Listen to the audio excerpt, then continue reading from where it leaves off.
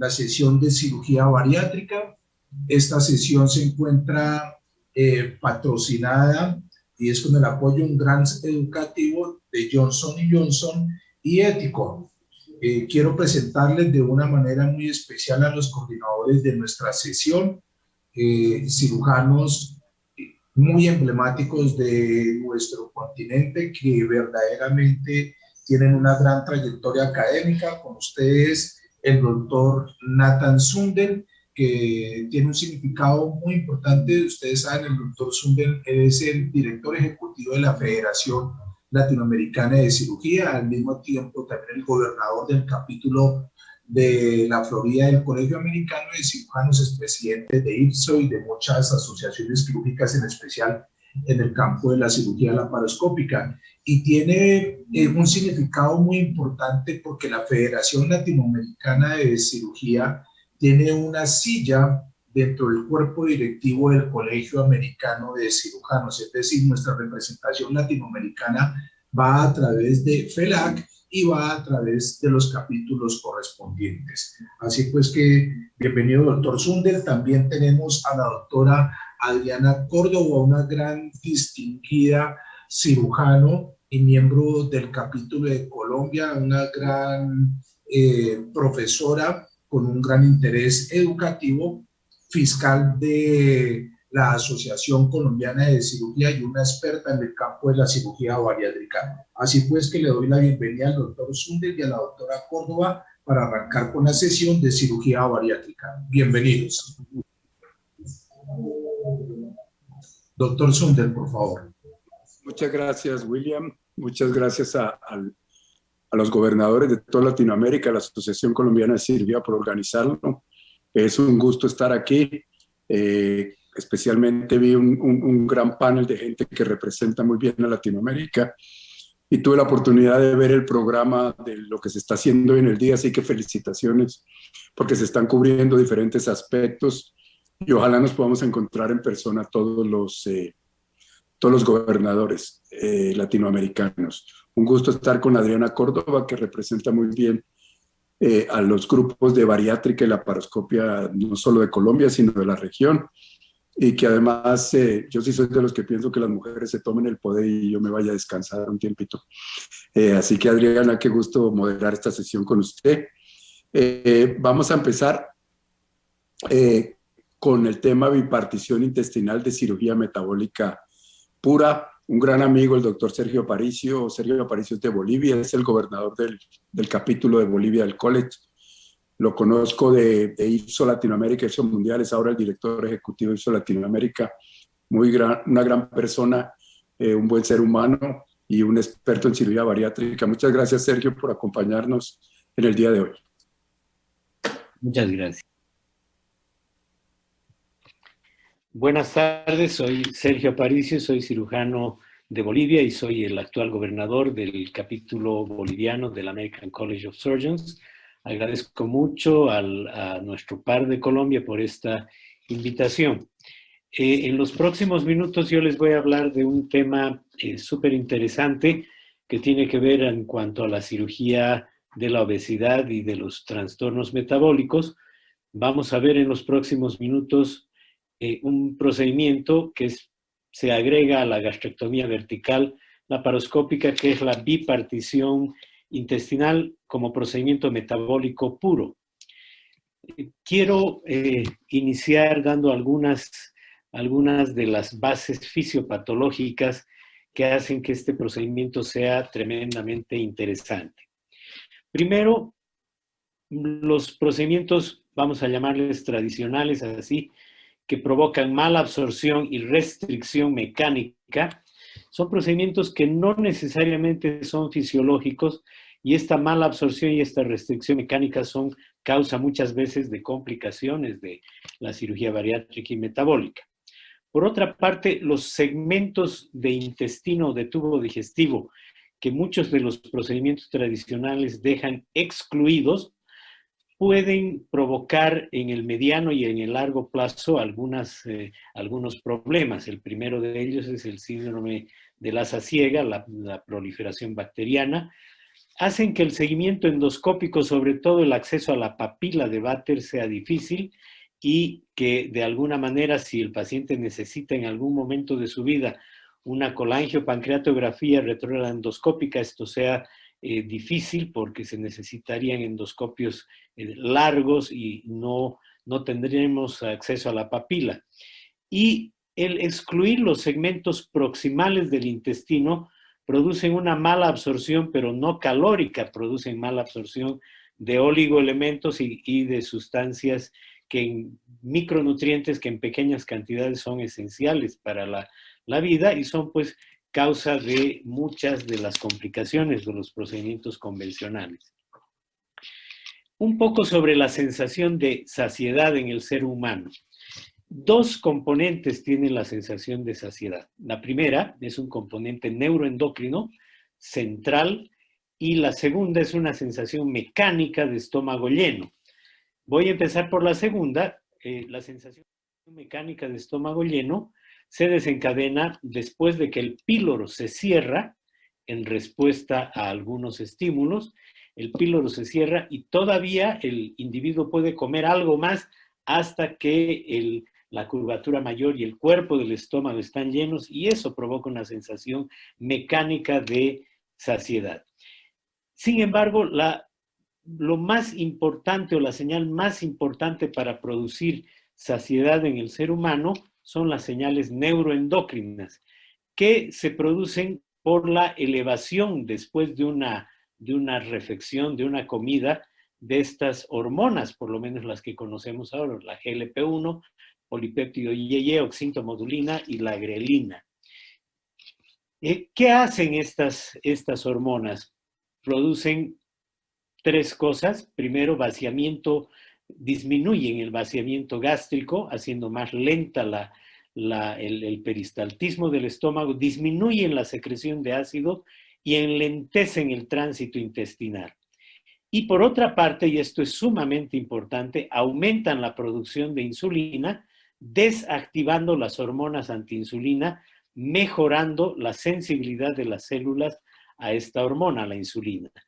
Esto produce una gran sensación de saciedad en el centro de saciedad en el sistema nervioso central.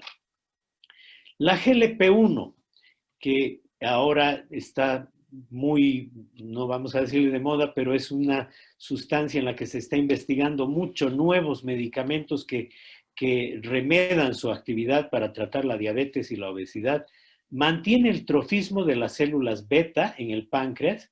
La falta de GLP-1 induce la aparición de diabetes tipo 2 y la GLP-1 disminuye los triglicéridos postprandiales, evitando el efecto Randall. ¿Dónde se producen estas hormonas que en general se llaman hormonas incretínicas y que son las hormonas de la saciedad? Se producen a nivel del intestino distal, es decir, en el íleon terminal. En la obesidad está demostrado, ustedes pueden ver esta referencia bibliográfica, está demostrado que hay una producción disminuida de GLP-1 y polipéptido IgE, pero sin embargo, estos pacientes con pequeñas modificaciones son capaces sí de producir estas dos sustancias. A pesar de que está disminuida, la capacidad de producción no está alterada en los pacientes que sufren de obesidad o diabetes. ¿Dónde se produce el polipéptido IgE? Se produce en las células L del intestino terminal. Estas células L se encuentran en el íleon y en el colon y tienen dos extremos, un extremo que está hacia la luz del intestino y otro extremo que está en contacto directo con los plexos nerviosos del tubo digestivo. Entonces, estas células son las que hacen que el intestino permita saber al sistema nervioso cuál es el contenido que hay en la luz. Y esto es sumamente importante cuando la luz del intestino distal está vacía y no hay alimentos sin digerir, entonces estas células dejan de producir polipéptido IgE, estimulando a que el paciente coma. ¿Qué hace la secreción cuando hay presente el polipéptido IgE? el polipéptido YY es el freno ileal. Induce una saciedad en el hipotálamo, induce lipólisis y mejora la sensibilidad a la insulina. Son tres hechos que son indispensables para el tratamiento del síndrome metabólico y de la obesidad. Y la GLP-1, que es la otra gran hormona del tubo digestivo distal, aumenta la secreción de insulina, mejorando la sensibilidad a esta en las células e induce una gran saciedad en el hipotálamo, retrasando el vaciamiento gástrico e inhibiendo la secreción de glucagón. Entonces, es muy importante la producción de estas hormonas para generar una gran sensación de saciedad y tratar eventualmente la obesidad. Ya les comentaba que los pacientes con obesidad sí son capaces de producir estas hormonas siempre y cuando llegue suficiente nutriente al intestino distal. ¿Por qué esto es importante? En la actualidad, en las últimas décadas, la dieta, la oferta, la sobreoferta de alimentos en el mundo se ha caracterizado por ofrecer alimentos altamente refinados, sobre todo hidratos de carbono altamente refinados, y que son de muy fácil digestión, de tal manera que estos alimentos se absorben en muy pocos centímetros proximales del tubo digestivo, haciendo que el intestino distal deje de producir las hormonas incretínicas. Entonces, hacer que llegue más rápidamente alimento nutriente al intestino distal es una buena medida para el tratamiento de la obesidad.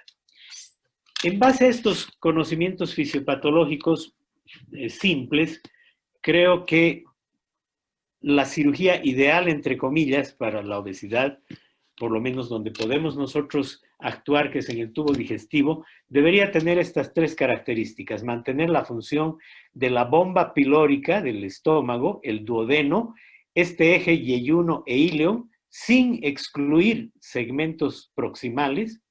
Segundo, disminuir en algo la capacidad gástrica de tal manera que ese segundo componente de la saciedad, que es la sensación mecánica de estómago lleno, la consigamos con menor cantidad de alimento, y sobre todo acercar el íleon terminal un poco más hacia el estómago, de tal manera que al vaciarse el alimento del estómago llegue más rápidamente al íleon y se produzca este gran estímulo del intestino distal, provocando la secreción de estas hormonas incretínicas.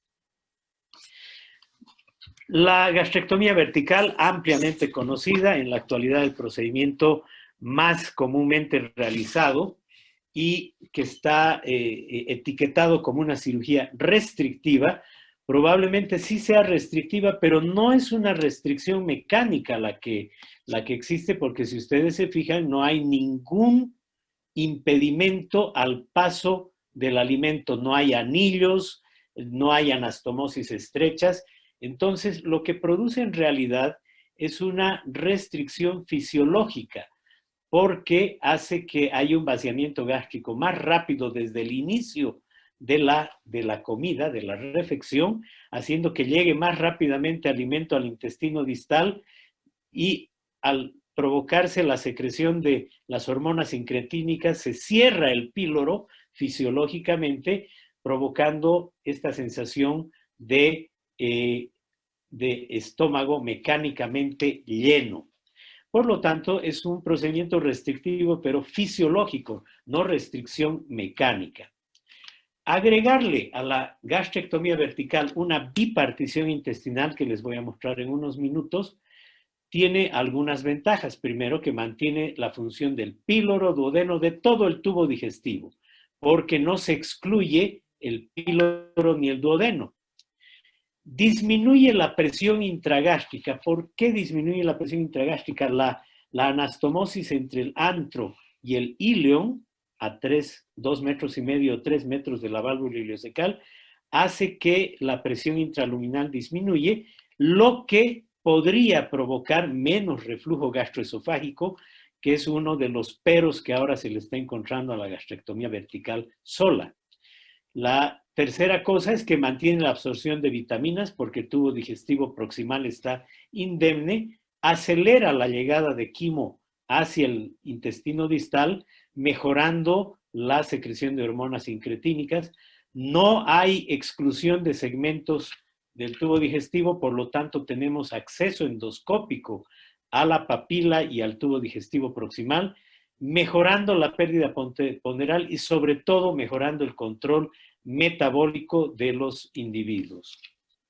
Entonces, la bipartición, ¿qué es esto? Que es una manga gástrica o gastrectomía vertical, una gastroileoanastomosis a 250 o 300 centímetros de la válvula ileocecal y una entero anastomosis a 50 centímetros de la gastroileoanastomosis para evitar el reflujo biliar, tienen un componente neuroendocrino intencional porque hace que llegue más rápidamente el alimento al intestino distal, y esta anastomosis en la parte más baja del estómago es una anastomosis que es con menos tensión que, por ejemplo, en un bypass gástrico o en una bypass gástrico de una sola anastomosis, y es una anastomosis bastante más segura.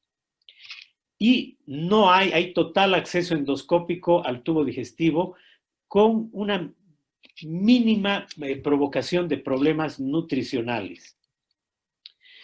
La bipartición de tránsito, entonces, tiene otra ventaja más, que tiene menor olor y menor frecuencia de esta complicación, que es la diarrea, si comparamos con el switch duodenal, que es el procedimiento más efectivo para control metabólico, pero que tiene grandes problemas metabólicos.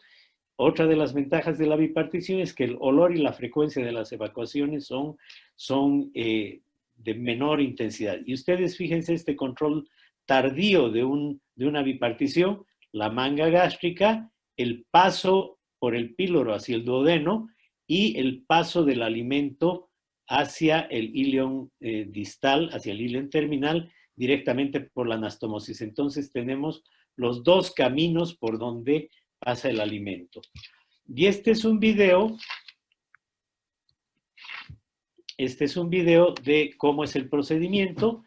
La manga gástrica, que todos conocen, la anastomosis, una animación de la bipartición, la anastomosis gastroileal a 2,5 metros o 3 de la válvula ileocecal, y una entero anastomosis. Entonces el alimento sigue los dos caminos que ustedes ven acá. Este camino de por acá permite que llegue alimento directamente al ileón terminal, mejorando así la secreción de las hormonas incretínicas. Ha surgido este otro procedimiento en los últimos años, ahora que está de moda los procedimientos de una sola anastomosis, y ahí está este artículo publicado en en febrero del 2020 sobre el SASI, que es la bipartición, pero de una sola anastomosis, la single anastomosis sleeve ileal. Entonces, la anastomosis entre la manga gástrica y el ileón, sin hacer una entero anastomosis al oye de Rux. ¿Qué cosas han encontrado en este procedimiento? Que la pérdida de peso es similar a la de, o mayor a la de una manga gástrica, con muy bajas complicaciones. La remisión de la diabetes mellitus con una P estadísticamente significativa y una menor incidencia del reflujo gastroesofágico respecto a solamente la manga gástrica, también estadísticamente significativo. Entonces, fíjense en cuanto al reflujo, que es una de las cosas negativas de la manga gástrica, cuando se le agrega una anastomosis gastroileal, el reflujo gastroesofágico disminuye drásticamente. El agregarle una entero anastomosis evita el reflujo de bilis hacia el estómago, que es una de las preocupaciones importantes del BAGUA, de la bypass gástrico de una sola anastomosis, y de esta manera sería una Jeder-Rux, evitando que haya bilis en el estómago y que esta bilis pues se haga eventualmente en el futuro una degeneración hacia el cáncer gástrico y esofágico. Aquí hay algunas publicaciones en Francia comparando el switch duodenal con la bipartición intestinal. La bipartición intestinal tiene una menor incidencia de desnutrición, una similar pérdida de peso respecto al switch duodenal. Y en los Estados Unidos, en este hospital, se está llevando a cabo un estudio aleatorizado, un estudio clínico controlado entre bipartición intestinal y bypass gástrico y Yeder-Rux. En Latinoamérica, gracias al doctor Sergio Santoro, el diseñador de esta cirugía, tenemos varios grupos que estamos incluyendo nuestros pacientes en una sola base de datos. Hasta el momento actual hay más de 1,800 pacientes que están incluidos en esta base de datos. Yo les voy a presentar nuestra serie cortita desde el 29 de octubre del 2010 que hemos empezado a hacer esta cirugía. Tenemos 48 pacientes y varios de ellos con índice de masa corporal superior a 50. Esta es la proporción hombre-mujer. Las comorbilidades, las más frecuentes, la esteatosis hepática, la hipertensión, la diabetes en 17%.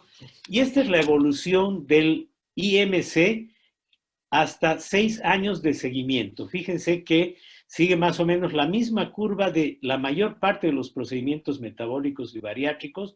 A partir del segundo año se detiene la pérdida de peso y hay una leve subida del mismo, pero la pérdida se vuelve sostenida en el tiempo.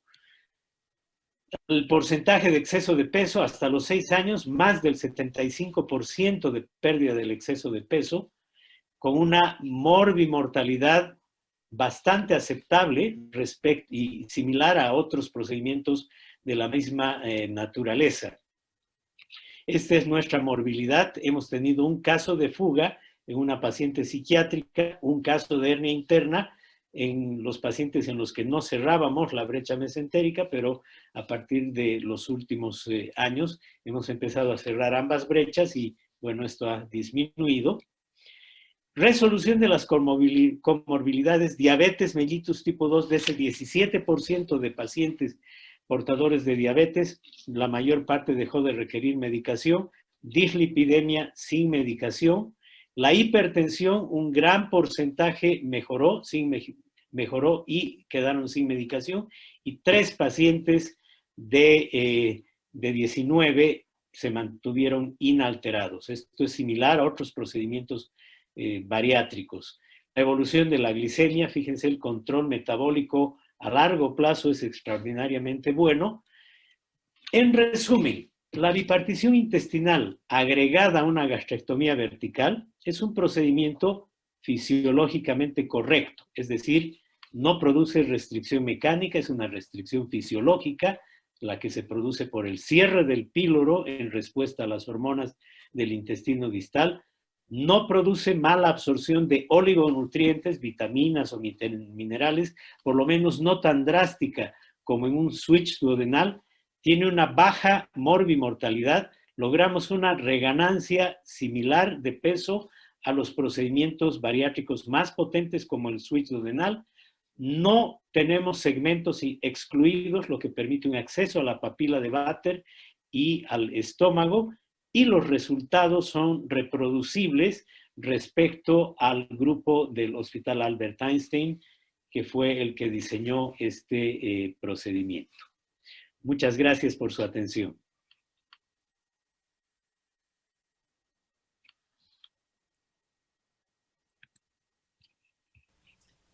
Quiero dar las gracias al doctor Aparicio por esta interesante conferencia y por mostrarnos toda la parte fisiológica de la cirugía metabólica, que es bastante compleja y nos la hizo ver muy fácil. Muchas gracias por su excelente presentación, doctor Aparicio.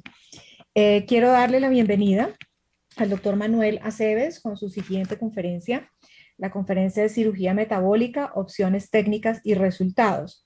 El doctor Aceves es President and Governor del American College of Surgeons y del capítulo noroccidental de México.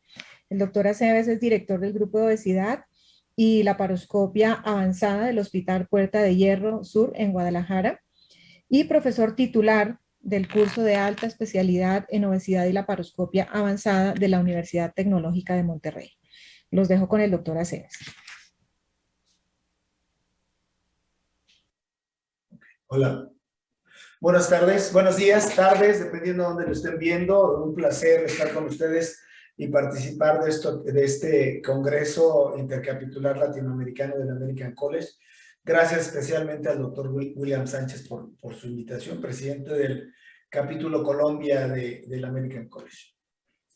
Lo que me toca hablar a mí el día de hoy es cirugía metabólica, técnicas y resultados. Yo soy el doctor Manuel Aceves, fellow del American College y gobernador del capítulo noroccidental de México. Estoy en la ciudad de Guadalajara a sus órdenes.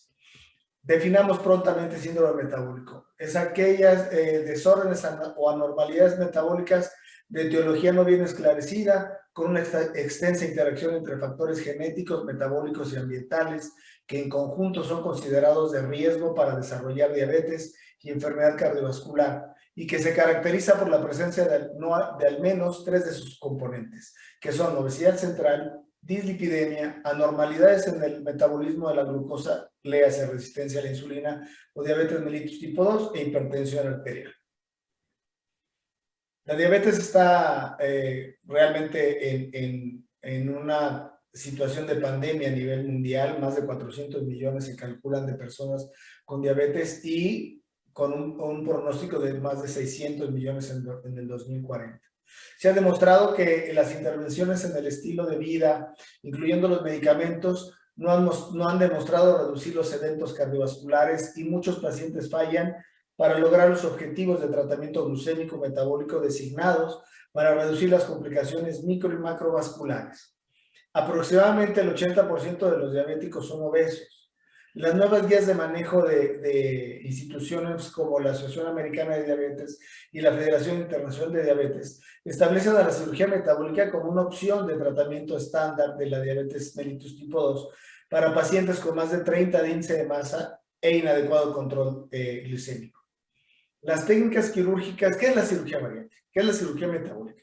No es otra cosa más que la cirugía bariátrica aplicada a pacientes con trastornos metabólicos. Son las técnicas quirúrgicas bariátricas en pacientes diabéticos. Así de sencillo, el término más adecuado debería ser cirugía bariátrico-metabólica.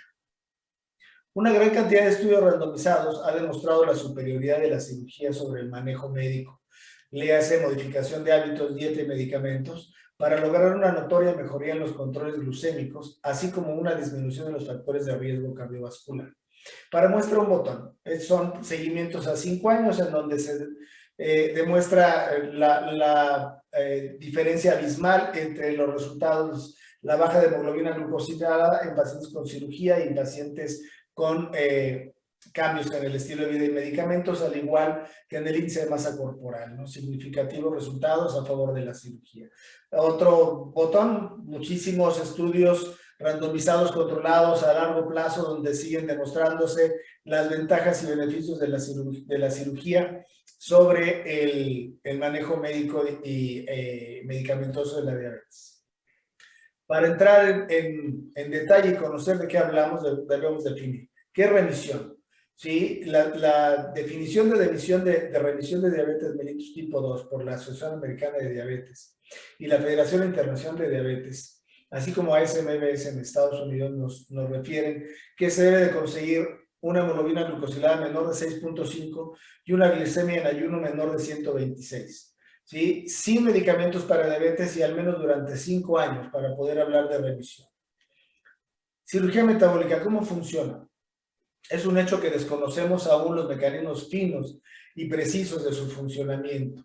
Sabemos que hay una alteración muy importante en la producción de un gran número de hormonas gastrointestinales, ácidos biliares y alteraciones en la microbiota, que generan beneficios en la disminución del apetito, modificaciones en el vaciamiento gástrico, un mejor aprovechamiento de la glucosa y de la producción de insulina. Como dice Cummings en el trabajo mencionado en esta diapositiva, es una verdadera constelación de factores, más que un mecanismo jerárquico único, como sería quererlo pensar en función solamente a la pérdida de peso. Estos factores varían de acuerdo a las diferentes técnicas quirúrgicas, pero los resultados finales son una reducción en la producción de glucosa, incremento en el consumo de glucosa tisular, mejoría en la sensibilidad a la insulina y mejoría en la función de las células beta pancreáticas. Les muestro este diagrama que habla de una forma muy simplificada sobre el funcionamiento de la cirugía bariátrico-metabólica. Pacientes con diabetes mellitus y obesidad, se les realiza cirugía metabólica, se logra una baja de calorías, un estímulo y una liberación de nutrientes pronta al intestino distal, un incremento en la producción de ácidos biliares, alteraciones en la microbiota gastrointestinal que a su vez nos lleva a pérdida de peso, a un incremento de las incretinas, a una disminución en la resistencia a la insulina y a un aumento de la secreción de insulina, que nos lleva a la vez a remisión o mejoría de la diabetes, que a la vez nos lleva a disminución de los eventos cardiovasculares y disminución de la mortalidad. ¿Cómo seleccionar un paciente? Los candidatos deben ser seleccionados cuidadosamente por un grupo multidisciplinario. Deben tener un aceptable riesgo operatorio y estar motivados y haber respondido inadecuadamente a un manejo médico acompañado de mejoría en sus hábitos. La cirugía metabólica está contraindicada en pacientes con abuso de alcohol o drogas, con desórdenes psiquiátricos no controlados, aquellos pacientes que tengan un pobre conocimiento de los riesgos y beneficios de la cirugía, y en aquellos que tengan una falta de compromiso en la suplementación nutricional y al seguimiento posoperatorio a largo plazo. Este algoritmo de tratamiento que se refirió de la segunda diabetes Surgical Summit, nos muestra lo siguiente. Pacientes con diabetes tipo 2, obesos, ¿sí? Si es clase 1, le hace 30 a 34.9. El primer paso es un manejo óptimo de estilo de vida, medicamentos, ¿sí? Incluyendo inyectables, GLP-1 e insulina o insulina. Si el paciente responde adecuadamente, el paciente no es quirúrgico. Si el paciente tiene una pobre respuesta, se debe de considerar cirugía metabólica. Pacientes clase 2, pacientes de 35 a 39.9 de índice de masa corporal. Igualmente, se debe de dar un manejo óptimo de estilo de vida, medicamentos. Si el paciente tiene una respuesta adecuada, debemos incluso ya considerar la cirugía metabólica en este tipo de pacientes de 35 y más. Si el paciente tiene una pobre respuesta al control glucémico, el paciente debe ser recomendado para cirugía metabólica. Si el paciente es clase 3, ¿sí? O sea, paciente con obesidad mórbida, este paciente debe de recomendarse prontamente su cirugía metabólica. La ADA en sus guías de manejo del 2021 recomienda la cirugía metabólica para manejo de pacientes tipo 2 desde 30 de índice de masa, ¿sí? En aquellos casos que no ha logrado una adecuada respuesta con manejo del estilo de vida y medicamentos. ¿Qué tipos de cirugías hacemos? Volvemos a la evaluación, a la clasificación tradicional de la cirugía bariátrica. Las restrictivas, las malabsortivas, las mixtas. Hacemos un campo y hacemos una mención de las llamadas metabólicas puras, como vamos a ver ahorita, que son complementos de la manga gástrica. Las restrictivas son la banda gástrica ajustable y la manga gástrica, en la cual retiramos 2/3 partes del estómago y listo. Las malabsortivas son las derivadas de la derivación milopancreática de Scopinaro, ¿sí? El suitrodenal, que es la técnica que más se utiliza dentro de este tipo de procedimientos en la actualidad, y su versión más actualizada, que es el SADIS, o es un suitrodenal de una sola anastomosis. Con buenos resultados y muchos seguidores ya a nivel mundial, y aceptada tanto en Estados Unidos como por ISO como un procedimiento a realizarse. Las mixtas son los bypasses, el original, que es el bypass el bypass gastroduodenal en Y de luz, y el minigastric bypass o anastomosis o bypass de una sola anastomosis. Las metabólicas puras, como les mencionaba, son prácticamente las que yo pondría en este caso. Ya les hablaron de ellas en la plática previa. son la bipartición, manga gástrica más bipartición intestinal. La tradición, la inicial es la de el doctor Santoro de Brasil, en la que hace una manga gástrica y hace una anastomosis gastroileal a 250 centímetros de la válvula ileocecal en Y de Rux. Y su versión de una anastomosis, que es el SASI, en la cual se hace igual a 250 centímetros de la válvula ileocecal una sola anastomosis en omega de Rho. ¿Qué ventajas tienen estos procedimientos? Se puede acceder al estómago, al duodeno, para cualquier intento de manejo de las vías biliares. Se le agrega un efecto metabólico a la manga, mejorando los porcentajes de remisión de la diabetes mellitus. Tiene una menor incidencia de malnutrición proteica. Es fácilmente reversible, dejando la manga íntegra para poder hacer otro procedimiento de revisión sobre la misma. El SASI tiene como desventaja la presencia de úlceras vaginales, como es en todos aquellos procedimientos de una anastomosis que nos llevan ácidos biliares al estómago. A final de cuentas, nosotros vamos a estar hablando de prácticamente 4 tipos de cirugías, que son las que se utilizan en más del 90% de los casos a nivel del mundo. Léanse banda gástrica ajustable, manga gástrica, bypass gastroduodenal en Y de Rux y switch duodenal. Pongo esta diapositiva para hacer mención solamente a que pongan ustedes atención en la resolución de la diabetes, empezando por el switch duodenal. Es el que más tiene, siguiendo en resultados el bypass. En teoría, en casi todos los trabajos, la manga tiene mejores resultados que la banda. La banda se iría hasta el último sitio. ¿Qué es lo que se hace a través del mundo? De acuerdo al reporte del doctor Angrisani en 2018 de Ipsos. 96% de los procedimientos son quirúrgicos. Y ojo, ya hay un 4% de procedimientos endoluminales para manejar a pacientes tanto bariátricos y ya metabólicos también. La cirugía más realizada en la actualidad a nivel mundial es la manga gástrica. Sigue en frecuencia el bypass en Y de Rux. El bypass de una anastomosis ya está tomando importancia y ya se realiza en un 4.8% de los cirujanos del mundo. La banda gástrica ajustable sigue en decremento, realizando solamente el 3% de los casos, y SADIS y switch duodenal son el 0.6%. Y el resto lo ocupan procedimientos emergentes diversos.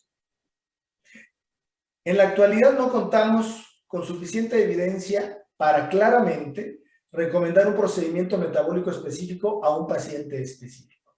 Por ahora, la elección depende en muchos casos desde la preferencia del paciente, sus características clínicas, la experiencia del cirujano y qué metas de tratamiento en conjunto se tienen con cada caso. Siempre se debe tomar en cuenta, ¿sí?, hacer un balance cuidadoso del riesgo nutricional en estos pacientes a largo plazo, así como de las secuelas gastrointestinales, ¿sí? ¿A qué me refiero? Si se hace el switch duodenal, diarreas, malnutrición, flatulencias, etcétera. Si es manga gástrica, sabemos que el índice de reflujo gastroesofágico se incrementa y que incluso hay barre a partir del 5º año, ¿sí? Y que tenemos que hacer revisiones frecuentes. ¿Sí? Debemos de lograr un satisfactorio control glucémico y una reducción del riesgo cardiovascular. Para esto, se han tratado de idear diferentes mecanismos para poder tratar de hacer factible el indicar algún procedimiento, y de ahí surgió el que creo yo es el más acertado de los índices que tenemos ahorita, que es el score individualizado de la cirugía metabólica. Es un trabajo realizado por el grupo del doctor Aminian, con 900 pacientes, en donde ellos les dieron un seguimiento en promedio de 7 años, pacientes operados con bypass y con manga, porque de acuerdo a su trabajo en los Estados Unidos, el 95% de las cirugías metabólicas son o bypass o manga. Ellos tomaron 4 predictores de remisión a largo plazo, como es la duración preoperatoria de la diabetes, el número de medicamentos para control de la diabetes en forma preoperatoria, uso o no de insulina y un control glicémico poniendo como corte por debajo de 7 de hemoglobina glucosilada. Y hicieron este nomograma que vemos aquí y clasificaron el score leve, moderado a severo. Si el paciente tiene una diabetes leve, de acuerdo al score de este trabajo, ellos sugieren que se realice un bypass, aunque manga y bypass dan buenos resultados. La diferencia es que el bypass se ha visto que da mejores resultados a largo plazo, tanto en control metabólico como en pérdida de peso que la manga. Si el paciente tiene un puntaje moderado, ellos recomiendan bypass por las mismas situaciones. Son pacientes que van a requerir mayor control metabólico, que da el bypass y que no llega a dar la manga cuando es ella sola. Si el paciente tiene un índice de enfermedad severo, ellos sugieren que se realice una manga gástrica, dado que ellos consideran que tanto la manga como el bypass no dan los mejores resultados en este tipo de pacientes, pero la manga nos va a dar la posibilidad de poder hacer en un segundo step algún otro procedimiento de revisión para darle un refuerzo a la respuesta metabólica en este tipo de pacientes. ¿Qué eficacia tiene la cirugía metabólica? La remisión se reporta de la diabetes del 23 al 60% en seguimientos a largo plazo, en diferentes procedimientos y dependiendo de la severidad de la diabetes. Disminuye notablemente la frecuencia de eventos macro y microvasculares en comparación con grupos no quirúrgicos. Ahí están las referencias de la que hablo. En eficacia, sí, es conocido que el switch duodenal es el más eficaz, siguiendo en eficacia el bypass, siguiendo la manga gástrica y el menos eficaz de los 4 procedimientos habituales es la banda gástrica ajustada. Pero en el índice de complicaciones el camino es el mismo. El índice de complicaciones es mayor en switch duodenal, después menor en bypass, menor en manga gástrica y menor en banda ajustable. ¿Qué porcentajes de mejoría y resolución tenemos de las situaciones metabólicas que son las que nos ocupan? Dislipidemia e hipercolesterolemia con un 65% de resolución. ¿Sí? Síndrome metabólico hasta el 90% de resolución. Diabetes tipo 2, 73% de resolución. Enfermedad cardiovascular, del 44 al 74% de la disminución de riesgos cardiovasculares, de afección cardiovascular. Hipertensión, un 63% de resolución. Una mejoría en el 95% de la calidad de vida de los pacientes, esto es muy, muy importante. Y una mortalidad disminuida de 20 hasta el 40% a 10 años en este tipo de pacientes operados. Riesgo cardiovascular y mortalidad. ¿Sí? En este trabajo, de un cardiólogo, de un grupo de cardiólogos de la Asociación Americana del Corazón, ¿sí? Nos mencionan que hay una remisión o mejoría de la hipertensión en el 63% de los casos y en 65% en hiperlipidemia. Con un 42% de la reducción de la mortalidad de seguimientos a 10 años, cuando se hace comparativo con manejo médico de este tipo de casos. La eficiencia a largo plazo de la cirugía metabólica. Un tercio de los pacientes con remisión de la diabetes después de cirugía metabólica experimentan recaída dentro de los siguientes 5 años. Un tercio, es un número muy importante. Y hasta el 50% a 10 años. Por lo tanto, nosotros no debemos ofrecer a la cirugía metabólica como una cura de la diabetes, aunque sabemos que es un método muy efectivo para el control de la misma. Sin embargo, lo que se ha visto es que a pesar de la recurrencia, estos pacientes usualmente logran un mucho mejor control glicémico y metabólico que antes de la cirugía. Este trabajo es importante, son 756 pacientes que nos reportan un 56% de remisión durante el primer año. Sin embargo, nos reportan un 32% de recurrencia de la diabetes en seguimientos promedio de 8 años. Son pacientes con bypass y manga gástrica.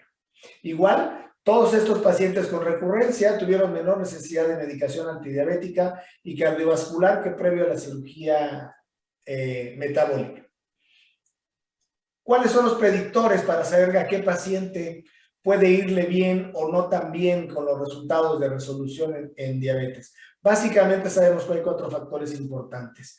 A mayor evolución de la diabetes, menos buenos resultados. Uso de insulina también lleva a menos adecuados resultados, al igual que glicemias elevadas permanentes o un PI o un péptido C muy bajo. Esos 4 son predictores de no tan buenos resultados en la revisión de la diabetes en los pacientes con cirugía metabólica. Esta diapositiva la pongo nada más para que no olvidemos, ¿sí?, que esta cirugía conlleva sus riesgos, lleva sus complicaciones y lleva un índice de mortalidad que se llega a reportar tan bajo como 0.1 a 0.03 en la mayoría de los casos, pero con complicaciones que pueden ser catastróficas, ¿sí?, que pueden ir desde cardiopulmonares, sangrado, sepsis, estenosis, erosiones, fístulas, úlceras, deficiencias nutricionales a largo plazo, reflujo, etcétera. Entonces, debemos de tener muy claro a quién le indicamos y poner en la balanza costo-beneficio-riesgo de este tipo de cirugías en este tipo de pacientes. Complicaciones en revisiones sistemáticas oscilan entre el 10 y el 17%. Mortalidades del 0.08, ¿sí? Son muy bajas, pero existen. El índice de complicaciones perioperatorias en pacientes con cirugía metabólica es equivalente a colecistectomía, apendicectomía o histerectomía laparoscópicas. Realmente hemos mejorado mucho la técnica, hemos acelerado los procesos y hemos mejorado notablemente la calidad de atención de este tipo de pacientes y nos lleva a ese nivel de riesgo en este tipo de cirugías. Por obviedad de tiempo, no platicaremos de qué hacer en la diabetes tipo 1. Les diré que realmente no hay nada bien realizado y los resultados que hay ahorita en pocos casos reportados son malos. La respuesta no buena y muchas complicaciones secundarias a esto, ¿no? Muchas hipoglicemias, muchas alteraciones en la motilidad gastrointestinal, etcétera, etcétera. Si hay preguntas, lo comentaremos. ¿Cuál es el seguimiento posoperatorio que debemos dar a estos pacientes? Por lo menos se deben dar seguimientos cada 6 meses durante los primeros 2 años y después anual, con un monitoreo glicémico constante. La insulina y las sulfonilureas deben ser progresivamente reducidas para evitar hipoglicemias. La suspensión de los medicamentos para diabetes mellitus se podrá considerar hasta que se haya logrado las metas mencionadas, una hemoglobina glucosilada de menos de 6, ¿sí?, para poder determinar que el paciente no requiere medicamentos y que está en remisión. La evaluación nutricional semestral y la suplementación continua de nutrientes y de multivitamínicos se debe de hacer de una forma constante. El seguimiento psicológico va a ser de acuerdo al comportamiento de cada paciente. Costo. Se ha demostrado por diferentes trabajos que el costo-beneficio de la cirugía metabólica es muy importante. Y la cirugía metabólica no es solo costo efectiva, sino costo ahorradora. La cirugía se topa y se inicia a recuperar la inversión en algunos trabajos al 3er año, en otros al 5º, ¿sí?, donde al paso del tiempo la cirugía metabólica sale más barata que el manejo médico y la atención ambulatoria de este tipo de pacientes. Conclusiones. Demostrado está ampliamente que la cirugía metabólica resulta en una pérdida sostenida de peso. Las remisiones de diabetes en un promedio son del 23 al 60% y una mejoría significativa en los factores de riesgo cardiovascular como son hipertensión, dislipidemia y una disminución en la mortalidad cuando se hace un comparativo con los manejos médicos de todos estos trastornos. La seguridad y eficacia de la cirugía para el manejo de la diabetes y otros padecimientos metabólicos ha demostrado su utilidad para pacientes desde 30 de índice de masa. La cirugía es segura, con riesgos y mortalidad perioperatorias comparables a colecistectomía y apendicectomía laparoscópicas. Ha sido avalada por múltiples organizaciones internacionales médicas y de diabetes como un manejo estándar de pacientes con obesidad y diabetes mellitus tipo 2. La cirugía metabólica para tratar la diabetes todavía está en proceso. Aún tenemos que aprender la naturaleza precisa de sus mecanismos de acción. Y a pesar de que los índices de recurrencia son en promedio de 2 a 6% por año, sabemos que las recaídas son más fáciles de controlar que preoperatoriamente, además de que los años de revisión son años ganados en salud para los pacientes. La selección adecuada del paciente, del procedimiento, un cirujano con experiencia y un prolongado seguimiento posoperatorio por el equipo multidisciplinario son obligatorias para lograr buenos resultados. Recordar que estos procedimientos pueden conllevar efectos secundarios indeseados que pueden requerir de cirugía revisional y de complicaciones que pueden ser una verdadera catástrofe. Cuidado, mucho ojo con eso, no perder de vista ese tipo de situaciones. Son pacientes que cuando se complican, de verdad son un dolor de cabeza. ¿Cuál es el futuro? Estamos en un proceso de aprendizaje, ¿sí? Y este proceso de aprendizaje seguramente será más apresurado si hacemos trabajo en equipo. Si los cirujanos, diabetólogos, endocrinólogos, internistas y científicos nos unimos para que juntos podamos hacer posible la erradicación de la diabetes. Con eso termino mi plática y quiero dar gracias por su atención, esperando haya sido de utilidad y nos vemos en la sesión de preguntas y respuestas. Muchas gracias por su atención y estamos en contacto. Hasta luego.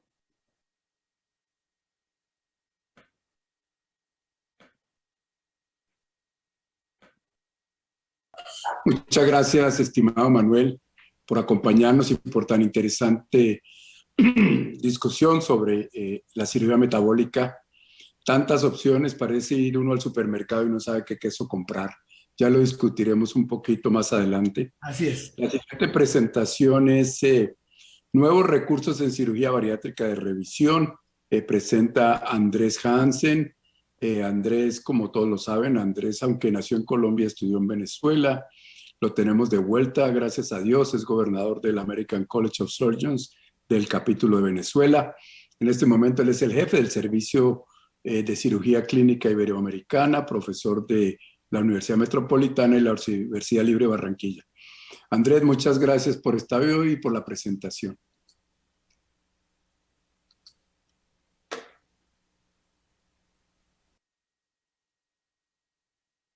Quiero agradecer de manera muy especial a la Asociación Colombiana de Cirugía y al capítulo colombiano del American College of Surgeons por invitarme a presentarles esta conferencia titulada Nuevos recursos en cirugía bariátrica de revisión.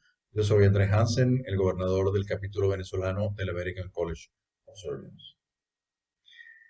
Hemos visto cómo en los últimos años se han venido incrementando progresivamente el número de procedimientos bariátricos de revisión y vemos cómo los procedimientos revisionales ya constituyen una proporción importante del número total de procedimientos bariátricos realizados, alcanzando el 16.7%, ya bastante cerca del 17.8% que está representado por los bypass gástricos en Y de Roux realizados de manera primaria. Vemos entonces que la proporción de procedimientos revisionales hoy en día constituye una importante y representativa muestra de la totalidad de procedimientos quirúrgicos bariátricos. Hay algunos factores de riesgo que se han logrado identificar, por ejemplo, en esta revisión de todos los procedimientos revisionales y conversiones realizados en el estado de Nueva York en los últimos 10 años, y vemos que para abril del 2018 la gran mayoría de estas revisiones se realizaban en pacientes jóvenes de sexo femenino y cuyo procedimiento quirúrgico primario era la colocación de una banda gástrica ajustable. Sin embargo, vemos que también había una importante tasa de revisiones en pacientes sometidos a bypass gástrico, en Y de Roux y a gastrectomía vertical. Sabemos que los procedimientos revisionales bariátricos con gran frecuencia son procedimientos retadores y que consumen mucho tiempo quirúrgico. La evaluación preoperatoria de la anatomía de estos pacientes se fundamenta en estudios endoscópicos o estudios de imágenes en dos dimensiones, pero con gran frecuencia estos estudios son imprecisos y no nos dan una adecuada representación o idea de cuál es la anatomía real del paciente. Sin embargo, ya más recientemente hemos propuesto el uso de tomografías tridimensionales con volumetría gástrica, y los cuales pueden ser muy útiles en el proceso de toma de decisiones y la planificación de estos retadores procedimientos revisionales. Vemos, por ejemplo, este caso. Es un paciente con reganancia de peso sin, digamos, gran explicación. La endoscopia había sido reportada como normal. El estudio contrastado tampoco mostraba gran cosa, pero cuando hicimos la tomografía con reconstrucción tridimensional y volumetría gástrica, distendiendo el tracto digestivo superior con preparado efervescente con gas, vemos que no solamente se distiende el pouch gástrico y la anastomosis gastroyeyunal, sino también vemos cómo se distiende el estómago distal que debería estar abandonado y sin conexión con los anteriores. Y esto es muy sugestivo de una fístula gastrogástrica como en efecto tenía este paciente. Vamos a ver algunos de estos casos en un video demostrativo un poquito más adelante, pero aquí les muestro cómo un paciente con un bypass gástrico, con un pouch gástrico muy grande, con reganancia de peso, podemos obtener imágenes como estas que nos permiten planificar cuál va a ser potencialmente nuestra línea de transección, en este caso representada por las líneas rojas, y cuál va a ser el tejido que vamos a resecar, en este caso todo lo que está englobado en las líneas azules. A la derecha vemos el resultado de la pieza quirúrgica de la revisión de este paciente y nuevamente podemos darnos cuenta de que la pieza quirúrgica se correlaciona de manera bastante buena, bastante perfecta, con la planificación que hicimos sobre el estudio volumétrico previo. Aquí vemos también una paciente que vamos a ver en el video demostrativo más adelante. Tenía un antecedente de una colocación de banda gástrica ajustable, el retiro de la banda gástrica ajustable, una gastrectomía vertical que como vemos dejó atrás un fundus gástrico remanente bastante importante y que tiene algunas distorsiones de su anatomía con una estrechez en su tercio distal que justificaba la clínica de reflujo, y este fundus gástrico grande probablemente era responsable en gran medida del fracaso de la pérdida de peso de esta paciente. Sobre este estudio volumétrico planificamos hacer una transección construyendo un pouch gástrico estrecho, siguiendo las líneas rojas, y resecar todo el tejido que está englobado en las líneas azules, y vemos nuevamente que nuestra pieza quirúrgica se correlaciona de muy buena manera con la planificación que hicimos sobre el estudio volumétrico preoperatorio. Este es un caso muy interesante porque esta paciente no conocía qué procedimiento se le había realizado mediante cirugía abierta casi 18 años antes de que la viéramos en la consulta, y con el estudio volumétrico de tomografía tridimensional pudimos darnos cuenta de que se trataba de una gastroplastia vertical con banda, con una estrechez digamos, en la unión, en la comunicación entre el estómago proximal y el estómago distal, y esto de alguna manera justificaba el importante reflujo gastroesofágico que tenía esta paciente. Nuevamente, sobre el estudio volumétrico planificamos hacer la transección siguiendo las líneas rojas, construyendo un pouch gástrico estrecho y resecando todo el tejido a la izquierda de ese pouch gástrico para prevenir que se tornara isquémico, que tuviéramos algún problema. Y vemos en la imagen de la derecha cómo esa planificación se corresponde perfectamente con nuestra pieza quirúrgica. Aquí veíamos la línea de grapado que separaba el estómago proximal del estómago distal, y lo estamos viendo aquí, y todo el remanente de ese estómago distal que resecamos para tener un mejor resultado en este caso. Este caso es muy interesante, es una paciente con antecedente de un sleeve, y en el estudio preoperatorio el endoscopista reportaba una manga un poco tortuosa, un estómago operado con una manga un poco tortuosa, pero con una unión esofagogástrica que estaba a nivel del hiato y sin otras anormalidades evidentes, salvo una esofagitis importante. Y aquí vemos en el estudio tomográfico cómo esta paciente tiene la totalidad del tubo gástrico migrada al tórax, constituyendo una hernia paraesofágica de tipo 3. Y por supuesto, esta gran distorsión anatómica justifica sin duda los síntomas de reflujo y de trastornos de la alimentación que tenía esta paciente. Vemos un poco más adelante cómo esta imagen se correlaciona de manera muy buena con, digamos, la anatomía real, y vemos nuevamente que la totalidad del tubo gástrico de la manga está migrada al tórax y está constituyendo esa gran hernia paraesofágica de tipo 3. Esta paciente también fue sometida a cirugía de revisión, redujimos todo el slip migrado, reparamos el hiato y la revisamos a un bypass gástrico en Jederbugs. Aquí vamos a ver algunos de los casos que les comenté antes. Como vemos, este primer caso es un paciente con antecedente de una banda gástrica ajustable previa y el retiro de esa banda gástrica ajustable, posteriormente una gastrectomía longitudinal y una abdominoplastia. Este paciente tenía reganancia de peso con un índice de masa corporal actual de 42 kilogramos por metro cuadrado y un importante reflujo gastroesofágico. Y vemos en la reconstrucción tridimensional cómo prácticamente dejaron atrás todo el fundus gástrico y este sleeve, este tubo gástrico, tiene algunas alteraciones en su construcción, con una estrechez en su tercio distal, que de alguna manera podría explicar el importante reflujo gastroesofágico que tenía esta paciente. La sometimos a cirugía de revisión, es una cirugía muy retadora, porque el abdomen de esta paciente distendía muy pobremente, probablemente en relación con la rigidez de su pared abdominal por la abdominoplastia, pero logramos construir un pouch gástrico tubular estrecho y resecar todo el tejido gástrico, todo el fundus gástrico en exceso que había quedado atrás, de manera de dejar un pouch gástrico de dimensiones apropiadas. Hicimos una gastroyeyunostomía lateral. Aquí estamos fijando con sutura el asa yeyunal a la porción vertical de nuestro pouch.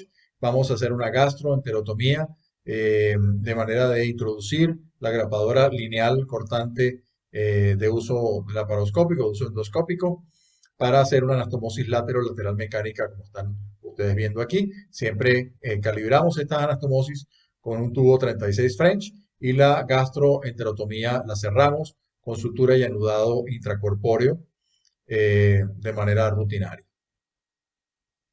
Igualmente, una vez completa la gastroyenostomía, hacemos una yeyuno y yeyunostomía lateral para finalmente transecar el asa aferente y dejar esto convertido en una Y de Rux.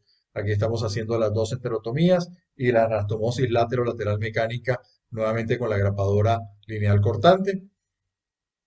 Y nuevamente vemos que la pieza resecada se corresponde de manera muy perfecta con la planificación del tejido a resecar sobre el estudio volumétrico. Este es el otro paciente que les mostramos antes. Es un paciente de 45 años, masculino, que 9 años antes de acudir a nuestra consulta fue sometido en el extranjero a un bypass gástrico en Y de Rux. Tuvo una pérdida muy modesta de su exceso de peso y finalmente una reganancia muy importante con un índice de masa corporal actual de 44 kilogramos por metro cuadrado. Cuando hicimos el estudio volumétrico nos percatamos de que tenía un pouch gástrico muy grande, con un fundus intacto probablemente que había quedado atrás en la cirugía original. Y como les digo, el volumen de ese pouch es muy grande y decidimos planificar hacer una remodelación de ese pouch gástrico, transecándolo o resecándolo en bloque con la gastroyenostomía. Estos pacientes siempre representan un reto, generalmente tienen adherencias muy importantes. Hay que comenzar por labrar la anatomía. Fíjense que aquí nos encontramos que los vasos gástricos cortos nunca habían sido seccionados, probablemente dejados atrás, y por eso ese pouch gástrico tan grande. Aquí los estamos dividiendo y estamos nuevamente confeccionando un pouch gástrico tubular estrecho y resecando en bloque la gastroyeyunostomía, como van a ver ustedes a continuación. Ahí estamos terminando la confección de nuestro pouch gástrico tubular y estrecho, y aquí estamos dividiendo el asa yeyunal distal a la anastomosis y confeccionando una nueva anastomosis lateral calibrada con un tubo 36 French.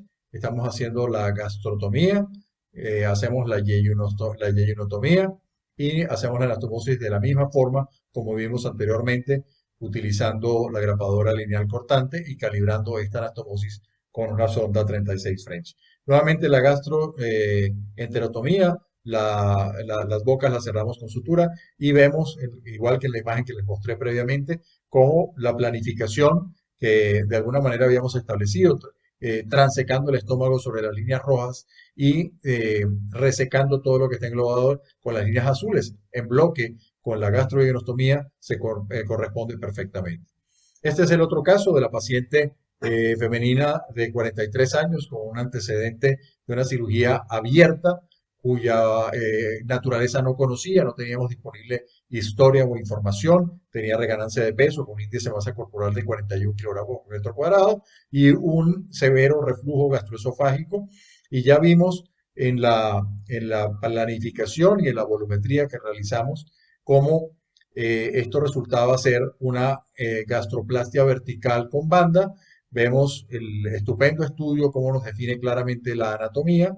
Estamos viendo inclusive la línea de grapado que separa el estómago proximal del estómago distal y hay una estrechez en la comunicación entre ambos. Estos casos, como les comenté, son muy retadores. La adhesiolisis puede consumir bastante tiempo, pero como tenemos muy clara la anatomía, esto nos ahorra un poco de tiempo a la hora de identificar ya la anatomía del tracto digestivo. En este caso, nuevamente identificamos el estómago, vemos que tiene el estómago distal pegado allí, confeccionamos un pouch gástrico tubular estrecho y vamos a resecar todo el tejido gástrico que está a la izquierda de ese pouch gástrico estrecho que estamos haciendo. Hicimos la anastomosis, como ya ustedes vieron, laterolateral mecánica. Y convertimos esto en un bypass gástrico en Jeder-Rux. Ahí está la sutura de la gastroyeyunostomía y la resección de todo el tejido gástrico excedente que estaba a la izquierda de este pouch gástrico, que potencialmente podría isquemizarse y que estamos resecando de esta manera. Aquí nuevamente vamos a ver que la pieza quirúrgica se corresponde de manera perfecta con la planificación que habíamos hecho sobre el estudio volumétrico. Habíamos planificado transecar sobre las líneas rojas y resecar todo lo que está englobado en las líneas amarillas, y fíjense que la pieza obtenida es idéntica a lo que habíamos planificado resecar. Esto corresponde a la separación entre el estómago proximal y el estómago distal, y aquí estaba la línea de grapado. Algunos otros ejemplos. Tengo un paciente con un sleeve y un reflujo gastroesofágico severo. En la endoscopia, pues no había grandes hallazgos. El trago de bario tampoco aportó digamos, información importante, pero fíjense cómo esta estrechez entre el tercio distal y el tercio medio del sleeve de alguna manera era lo que estaba condicionando un retraso en el vaciamiento gástrico distal y favoreciendo el reflujo gastroesofágico, y la información mostrada por la volumetría gástrica se correspondía de manera muy precisa con los hallazgos quirúrgicos. Este es uno de nuestros primeros pacientes, un paciente que tenía un sleeve, tenía una gastrectomía vertical, y el cirujano original decidió añadir una banda gástrica ajustable para mejorar la restricción y potenciar la pérdida de peso. Todo esto fracasó y la paciente terminó revisada a un bypass gástrico en Jeder-Rux con retiro de esa banda gástrica ajustable que vemos allí. Pero el estudio nos permite ver el gran detalle y la precisión de la información imagenológica que podemos obtener con estos estudios. Aquí tenemos dos pacientes con estrecheces largas del tercio medio del sleeve. En este caso es evidente, podemos ver que la línea azul está representada o representa la línea de grapado, y probablemente el cirujano construyó una línea de grapado con trayecto helicoidal, y esto condiciona una torsión, una alteración muy importante de la anatomía que es responsable de esa estrechez larga.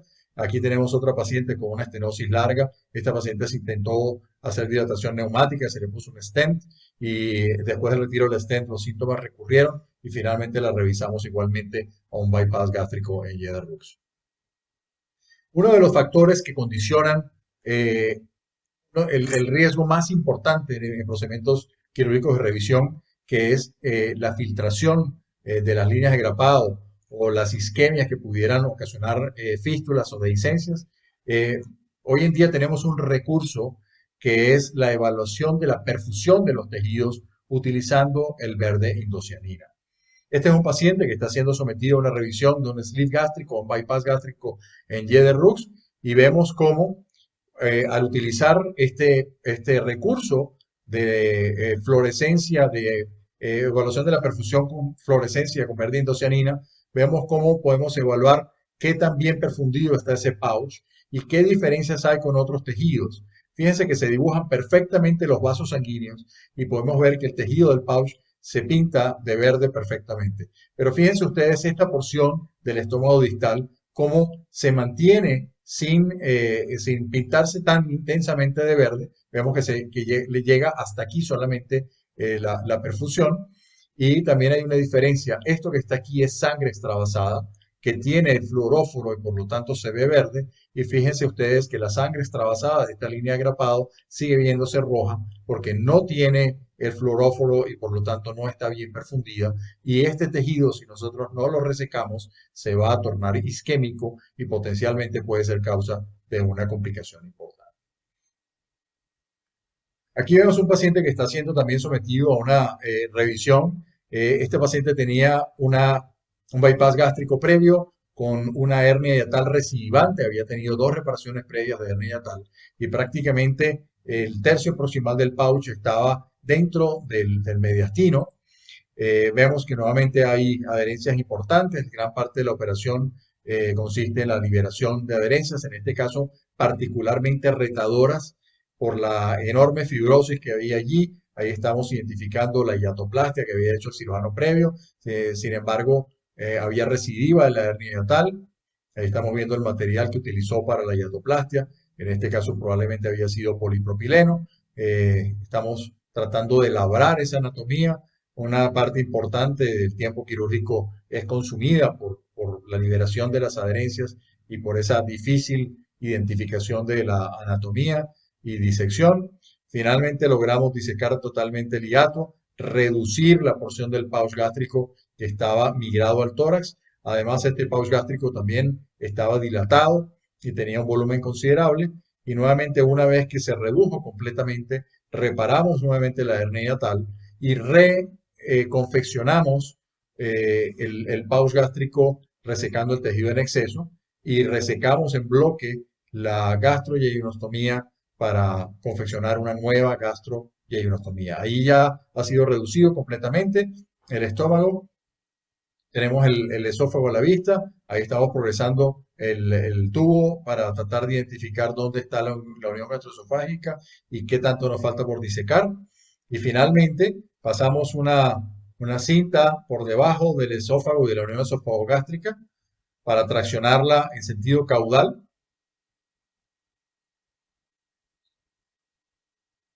Y vamos a confeccionar un nuevo pouch gástrico tubular estrecho, como el que estamos viendo allí, para finalmente hacer una nueva gastroyeyunostomía. Nuevamente aquí las asas yeyunales, la asa alimentaria y el asa biliopacrática tenían longitudes apropiadas y sencillamente reconfeccionamos esto. Pero fíjense que vamos a resecar en bloque esa porción distal del estómago. Ahí estamos viendo, siguiendo el asa alimentaria para medir su longitud. Y finalmente vamos a utilizar el recurso del cual les estaba hablando para evaluar la perfusión tanto de la porción más proximal del asa alimentaria como del pouch gástrico que nosotros confeccionamos. Ahí estamos transecando el asa alimentaria, sacrificando tal vez unos 10 o 15 centímetros proximales. Y ahora vamos a tener la posibilidad de evaluar utilizando la angiografía fluorescente con verde indocianina y vamos a poder evaluar qué tan bien perfundido está este tejido donde vamos a hacer una anastomosis de alto riesgo. Estamos colocando la sutura con la cual vamos a aproximar el yeyuno a nuestro nuevo pouch gástrico y fíjense ustedes qué bien se ve cómo está perfundido el tejido y qué diferencia hay con la porción resecada de la anastomosis gastroyeyunal que no se pinta en absoluto con el fluoróforo, a diferencia del pouch gástrico y del asa alimentaria que están perfectamente bien perfundidas. Ahí estamos haciendo la anastomosis como habíamos mostrado previamente y aquí nuevamente podemos evaluar qué tan bien perfundido está esto. Utilizando la angiografía fluorescente con verde indocianina podemos tener la tranquilidad de que tanto ese pouch gástrico que ha sido disecado de manera, digamos, tan laboriosa y potencialmente pudiera ser desvascularizado, vamos a ver cómo está bien irrigado tanto el pouch gástrico como el asa yeyunal. Estamos confeccionando nuestra anastomosis calibrada con el tubo 36 French. Y nuevamente vamos a cerrar la gastroenterotomía con sutura y anudado intracorpóreo con material monofilamento de absorción lenta y con sutura y anudado totalmente intracorpóreo.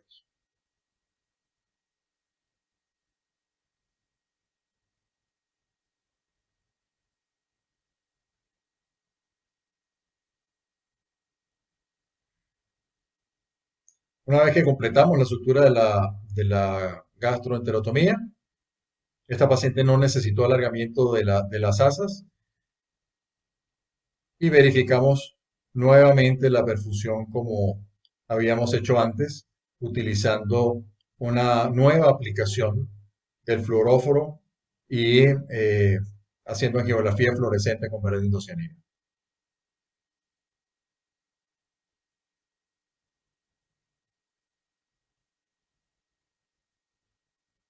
Ahí estamos viendo ya nuestro resultado final. Y estamos haciendo la angiografía fluorescente y fíjense ustedes que tanto el pouch gástrico como el asa alimentaria se perfunden perfectamente y que hay una diferencia enorme en cómo se ve el tejido resecado, que por supuesto ya está totalmente desvascularizado, que no en absoluto se tiñe con el verde indocianina. Hemos visto entonces cómo hay estos dos nuevos recursos. Primero, para la planificación, y es que la tomografía tridimensional o con reconstrucción tridimensional y volumetría gástrica constituye un recurso invalorable para definir la anatomía de estos pacientes que van a ser sometidos a cirugía bariátrica de revisión. Y finalmente, cuál es la utilidad y el enorme potencial que tiene la realización de estudios de perfusión intraoperatorios que podrían disminuir los riesgos de dejar un tejido isquémico atrás, bien sea en un pouch desvascularizado o en una anastomosis isquémica que podrían ocasionar complicaciones serias como las filtraciones anastomóticas o las fugas de las líneas de grampado. Muchísimas gracias.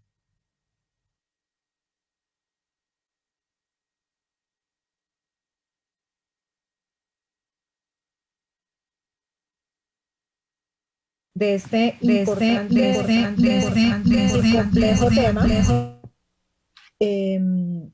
que vemos que va en aumento, como usted muy bien nos lo mostró al inicio, y casi que la cirugía de revisión está llegando en este momento a la frecuencia del bypass gástrico en Y de Rux, y eso pues es una cosa a tener en cuenta para todos los que hacemos cirugía bariátrica. Muchas gracias por su presentación, doctor Hansen. Vamos a continuar con la siguiente conferencia, que es la última de esta sesión de cirugía bariátrica. El nombre de la conferencia es Cirugía bariátrica como factor protector de mortalidad en tiempos de COVID. El conferencista es el doctor Rubén Luna, un muy activo cirujano bariátrico en nuestro país. Es cirujano general y bariátrico de la Clínica Chayo, jefe del Departamento de Cirugía No Cardiovascular, jefe del programa de cirugía bariátrica y jefe del programa de trasplante renal de la Clínica Chayo. Los dejo con el doctor Luna. Bienvenido, doctor Luna. Buenas noches. Quiero agradecerle en primer lugar a la Sociedad Colombiana de Cirugía, el doctor Julián Sánchez, y el capítulo latinoamericano del Colegio Americano de Cirujanos por la invitación. En este momento voy a compartir la pantalla para empezar la presentación.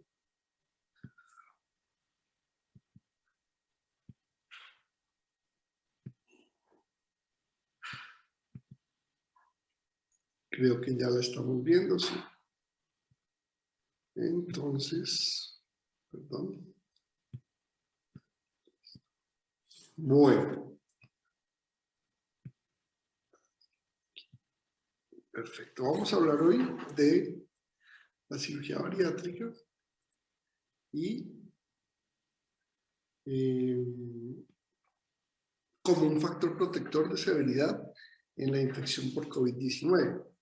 Esto realmente son las lecciones aprendidas personalmente y a nivel Colombia y mundial después de pasar 13 meses del inicio, por lo menos en Colombia, de la pandemia.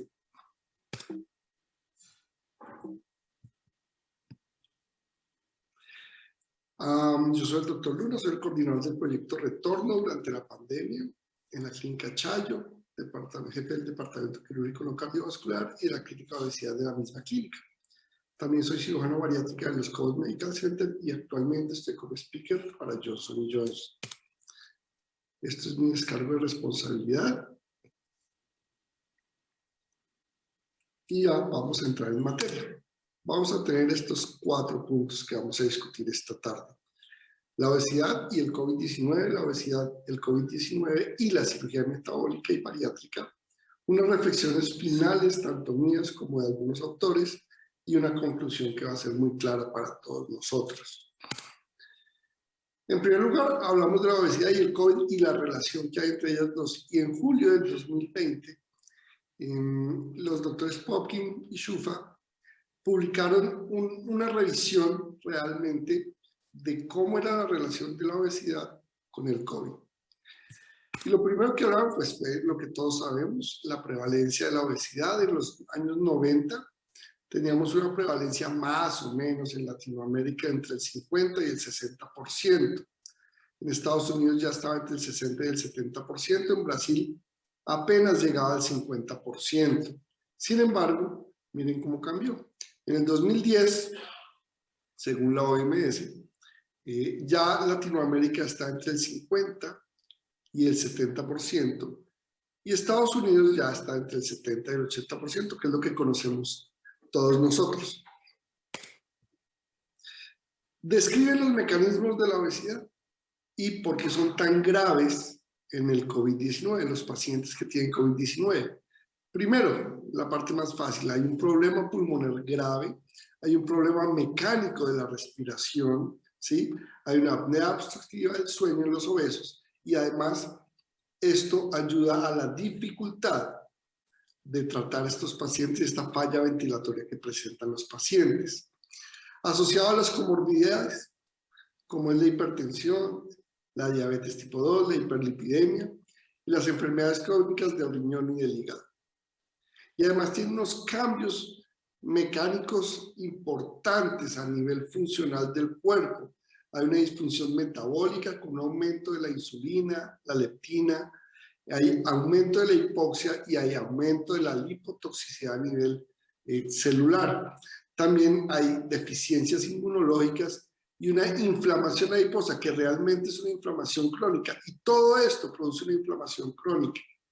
¿Y cómo se manifiesta todo eso en los pacientes con COVID-19? Pues hay aumento de la hospitalización, aumento del ingreso de estos pacientes a la unidad de cuidado intensivo y aumento de la necesidad de una intubación orotraqueal. Todo esto pues aumenta la mortalidad y también aumenta la presentación del síndrome de estrés respiratorio agudo o de la injuria pulmonar aguda. Además, disminuye la memoria o el número de células T de memoria y de la producción de anticuerpos generadas por la vacuna. Al ser obesos disminuyen estas cosas muy importantes en la vacunación. Y todo esto pues aumenta la mortalidad global de estos pacientes. Hay un estudio que se publicó en agosto, o se aceptó en agosto del 2020 en Obesity Surgery, que llama esto es una pandemia que es una COVID, o sea, COVID más obesidad. ¿Qué hizo este estudio? Hizo un metaanálisis que reúne una identificación de 2.666 artículos, de los cuales finalmente utilizan 17 artículos. 17 artículos donde evaluaron la relación entre la obesidad y la infección por COVID-19 y determinaban la obesidad, la mayoría de los artículos, por un índice de masa corporal mayor de 30. Algunos artículos de Japón y de Asia determinaban la obesidad por encima del índice de masa corporal de 28. ¿Y cuáles fueron los resultados? Estos fueron los resultados. Fueron todos los pacientes que detectaron con COVID y se dieron cuenta que de los hospitalizados, el 56% presentaba hipertensión arterial, el 41% presentaban obesidad y el 33% presentaban diabetes. Pero lo más importante, lo que más nos llama la atención, es que de los pacientes que ingresaron a UCI, el 47% tenían índice de masa corporal por encima de 30 y el 28% por encima de 35. Y lo que es peor, los pacientes que tenían índice de masa corporal por encima de 35, el 85% terminaron necesitando ventilación mecánica. Y finalmente, encuentran que la mortalidad global en los estudios para pacientes con índices de masa entre 30 y 35 era 1.27 veces mayor que los no obesos. Y aquellos por encima de 40 de índice de masa corporal tenían una posibilidad de mortalidad de 2.27%. Eso es gravísimo. Duplica y más la mortalidad los pacientes que tienen COVID y son obesos. Luego, en nuestra charla vamos a hablar de obesidad, COVID y cirugía bariátrica o metabólica. Y en esto hay dos formas, hay dos tipos de artículos. Los que evalúan pacientes que habían sido operados antes de la pandemia, o sea que tenían antecedentes de cirugía bariátrica en el momento de la pandemia, en el momento de la infección por COVID-19, y aquellos que durante la pandemia fueron operados. De los primeros hay un artículo muy importante y muy interesante del grupo de la Cleveland Clinic, en las cuales revisaron los pacientes desde marzo 8 hasta julio 22 del 2020 que habían sido positivos para COVID-19. Eso no significaba que estuvieran hospitalizados, no. De ellos, 1.003 pacientes tenían índices de masa corporal más de 35 y 482 índice de masa corporal mayor a 40. De estos, el 33 pacientes tenían antecedentes de cirugía bariátrica en algún momento de su vida. Y de este grupo de operados ya, el promedio del índice de masa corporal estaba en 37. Y esto es muy importante porque seguían siendo obesos, pero ya habían sido operados. Cogieron un grupo control y formaron un grupo control cogiendo 10 pacientes por cada uno de los que estaban obesos operados. Entonces, reunieron 330 pacientes con índice de masa corporal mayor de 40, sin antecedentes de cirugía bariátrica. Y el promedio de este grupo, el promedio del índice de masa corporal de este grupo fue de 46%. ¿Qué evaluaron? El porcentaje de hospitalización, el porcentaje de UCI, el porcentaje de ventilación mecánica en estos pacientes, de diálisis y de mortalidad, comparando los dos grupos. Y estos fueron los resultados. Los pacientes con obesidad sin cirugía bariátrica tenían una posibilidad de hospitalizar del 42%, mientras los que habían sido operados tenían una posibilidad del 18%. En cuanto a la admisión de UCI, el 13% de los pacientes que no habían sido operados terminaron en UCI. Ninguno de los 33% de los 33 pacientes que habían sido operados terminaron en la UCI. De la misma manera pasó con la ventilación mecánica, 6.7% contra ninguno, diálisis el 1.5% y la mortalidad el 2.4% de los pacientes. Ellos son muy claros en decir que pues, es un grupo pequeño de pacientes que tenían el antecedente de cirugía bariátrica, pero es lo que hemos visto en todos los estudios consecuentes. Hay un estudio hecho por los franceses en los cuales determinaron el impacto de la cirugía bariátrica como antecedente en el desenlace de los pacientes con COVID-19. Y estos son los resultados. Cogieron desde el 1 de enero del 2020 hasta el 15 de mayo del 2020 encontraron 8.200 pacientes con obesidad y COVID-19. 541 tenían antecedentes de cirugía bariátrica entre el 2019 y el 2010. Entre el 2010 y el 2019. Y esto es muy importante porque ya había pacientes que tenían larga data de la cirugía bariátrica. Y los compararon. ¿Y qué pasó? Aquellos que tenían antecedentes de cirugía bariátrica en cuanto a la ventilación mecánica, el 7% terminó con intubación orotraqueal.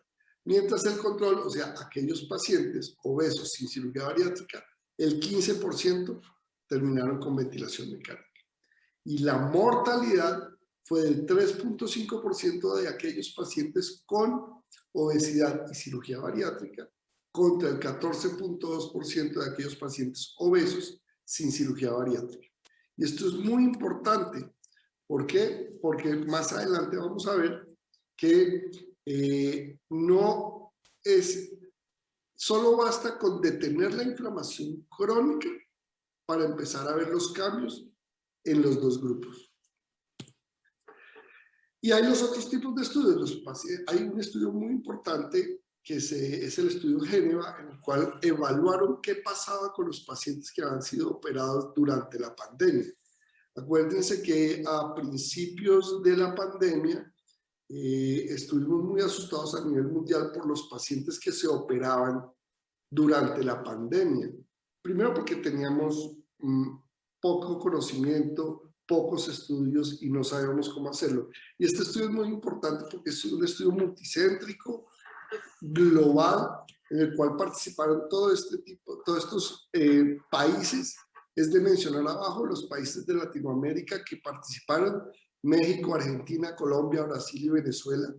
En Colombia debo mencionar que participó el grupo del doctor Guevara y el doctor Forero. El doctor Guevara es expresidente de la Asociación Colombiana de Cirugía Bariátrica. Este era el tipo de pacientes que tenían. Reunieron 2.001 pacientes y estas eran las comorbilidades que tenían. Y es muy importante porque en cuanto a la diabetes, más o menos el 20% tenía diabetes, el 27% hipertensión, el 23% apnea del sueño con o sin CPAP, el 22% tenían dislipidemia y otras enfermedades el 32%. O sea que eran pacientes que no solo eran obesos, sino que tenían enfermedades importantes. Este es cómo se abordaba en ese momento, y esto es muy importante porque fue en ese momento y todos sabemos que a la luz de del nuevo conocimiento que tenemos, pues hay cosas que ya no se hacen hoy en día. Por ejemplo, algunos aislaban a los pacientes una semana, otros 10 días, otros 2 semanas antes, ¿sí? Otros no los aislaron. En otros países tomaban pruebas prequirúrgicas, en otros no. Y este es el tipo de pruebas que tomaron. Algunos RT-PCR, que es lo que usamos ahora, pero a otros les hacían prueba de antígenos, prueba de anticuerpos, RX de tórax, pero como test preoperatorio buscando COVID. Y otros tomaban TAC de tórax. Hoy sabemos que la única que nos funciona, entre comillas, es la RT-PCR. Y esto es algo muy interesante, y es que de los grupos o de los pacientes o procedimientos en los cuales se usaban elementos de protección personal en la sala de cirugía, solo el 47% los utilizaron y el 52.8% no los utilizaron. ¿Y qué pasó con estos pacientes? Primero, ninguno se murió. Y segundo, 10 presentaron COVID posoperatorio. ¿Y qué hicieron? Esta es la descripción de los 10 pacientes. El grado de severidad fue 1 o 2 en la escala. Y estos son los procedimientos en los cuales, obviamente, no hay ninguna relación entre el procedimiento y la infección por COVID. En esto se utilizó protección. Solo en uno de los pacientes no se utilizó ningún tipo de protección. Estos fueron los test que se hicieron prequirúrgicos en búsqueda de COVID. En estos pacientes no se utilizó.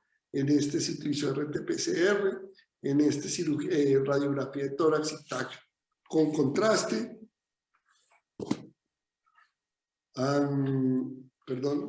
TAC con contraste, radiografía de tórax nada más. O sea que los únicos que hoy estarían bien, habiendo hecho bien el testeo prequirúrgico, fueron estos dos pacientes.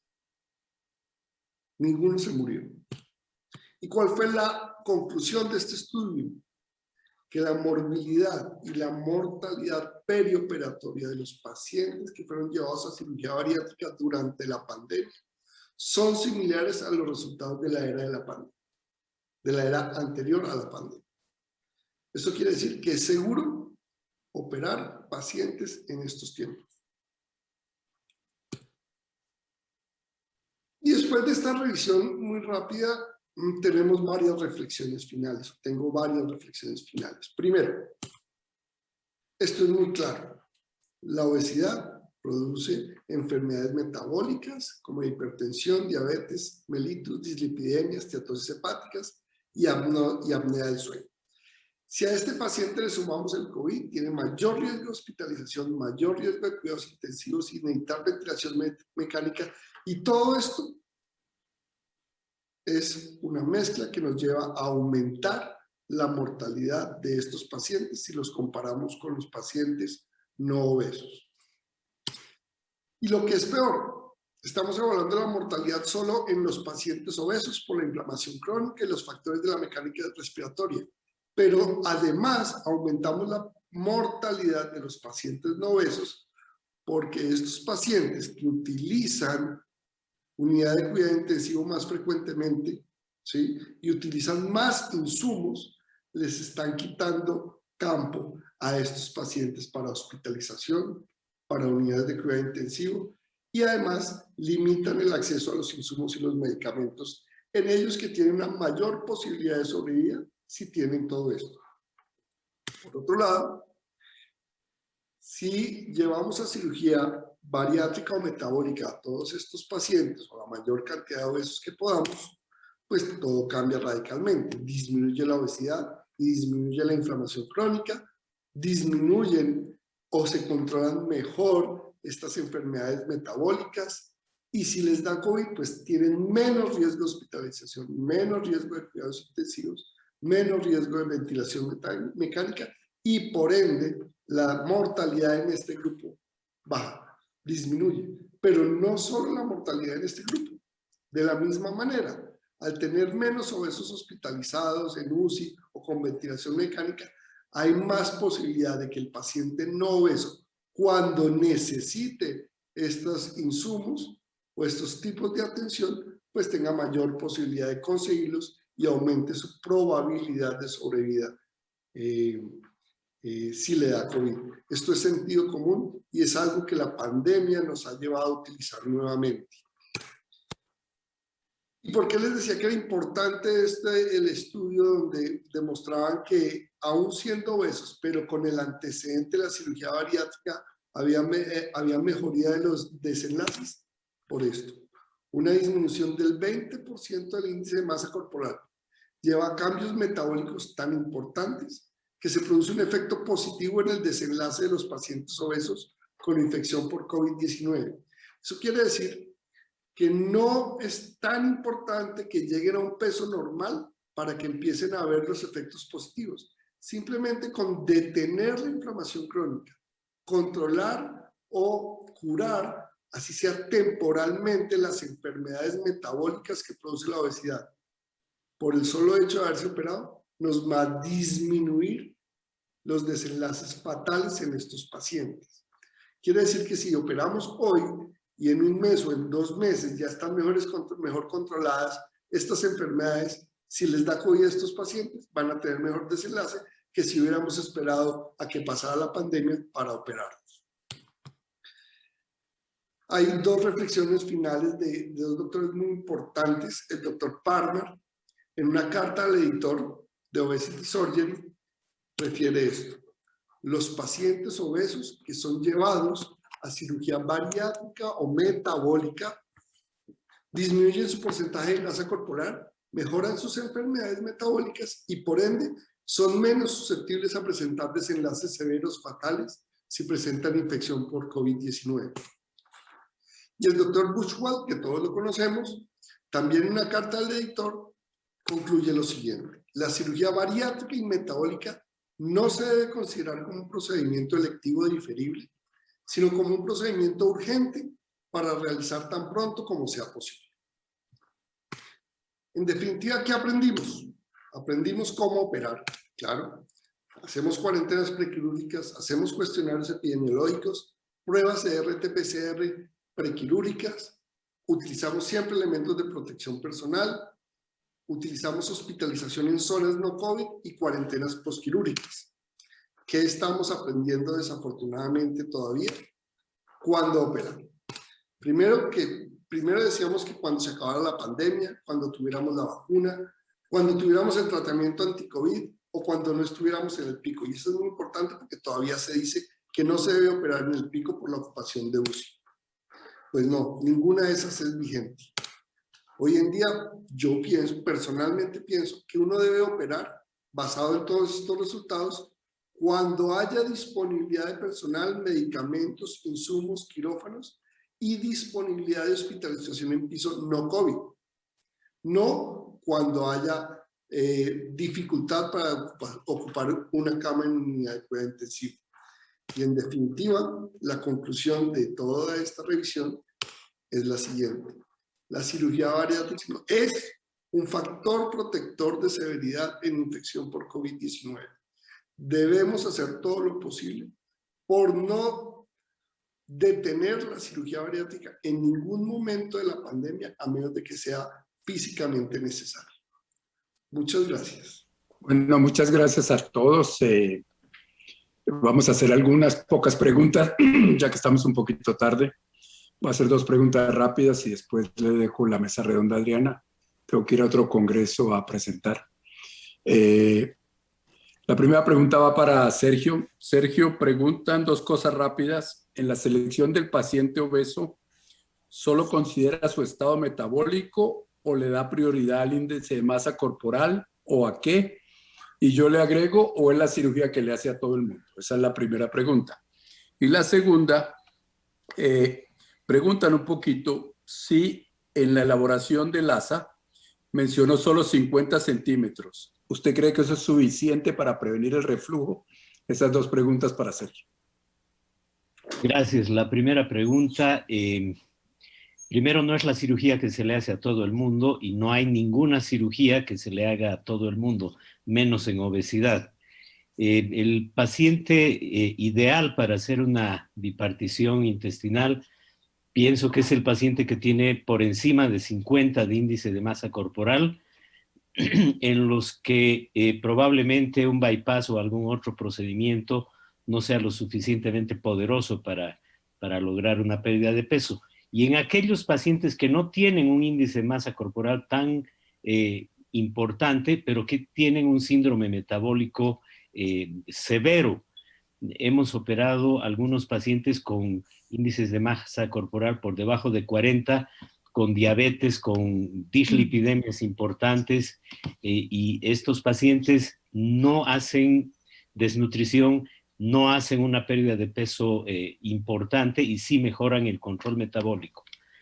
Y en cuanto a la segunda pregunta, 50 centímetros de pie de la gastroyeyuno anastomosis o de la gastroenteroanastomosis en Jeder-Rux, normalmente es suficiente para evitar el reflujo gastroesofágico. Eso no lo sabemos de cirugía bariátrica solamente, sino de cirugía de estómago desde hace muchos años. Entonces, 50 centímetros es suficiente para evitar el bilis en el estómago. Andrés, ¿no sería mejor dejar esta cirugía solamente para revisión? Perdona, sí, hay un factor importante, y es que estas cirugías probablemente están un poquitico más arriba en la curva de aprendizaje del cirujano bariátrico promedio, sobre todo inclusive por el manejo multidisciplinario que muchas veces requieren. Yo sí creo que de pronto en pacientes con compromiso metabólico muy severo se pueden escoger como cirugía primaria, pero también creo que son una excelente alternativa para la revisión de gastrectomías verticales que no tienen distorsiones importantes en la anatomía del slip, como vimos en la presentación. Manuel, esta Sí. cirugía sobre el bagua, primaria, revisiones, o sea, ¿cómo hacemos con el menú?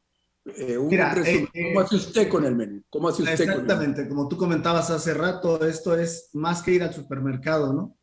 Yo creo que ahorita Bagua y Bipartición están tomando una participación importante.